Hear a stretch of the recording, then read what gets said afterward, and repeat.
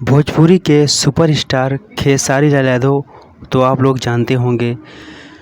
चाहे जो भी हो भाई, लेकिन पत्नी से सब डरते हैं। एक बार ऐसा किस्सा हुआ कि खेसारी लाल यादव शूटिंग में बहुत व्यस्त थे और उनकी पत्नी ने फ़ोन किया, लेकिन खेसारी फ़ोन रिसीव नहीं कर पाए।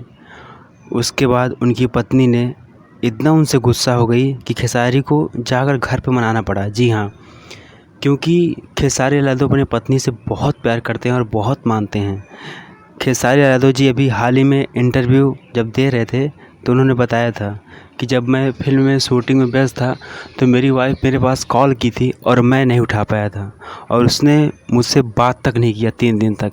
और 3 दिन बाद जब खेसारी यादव घर पहुँचे अपने, तो जाकर उसको मनाया, तब जाके वो मान गई। तो दोस्तों, अपनी पत्नी से सभी डरते हैं, चाहे वो कोई भी हो, आम हो, कुछ भी हो, लेकिन डरते तो सभी हैं। चाहे वो खेसारी लाल यादव हो या कोई भी स्टार हो भाई, अपने वाइफ से सभी डरते हैं। लेकिन खेसारी लाल यादव अपने बीवी को बहुत मानते हैं। अभी भोजपुरी में बहुत सारे एक्टर हैं जिनकी जोड़ियां नहीं बनती हैं, लेकिन खेसारी लाल यादव की जोड़ी हमेशा बनती रहती है। यही एक एक्टर है।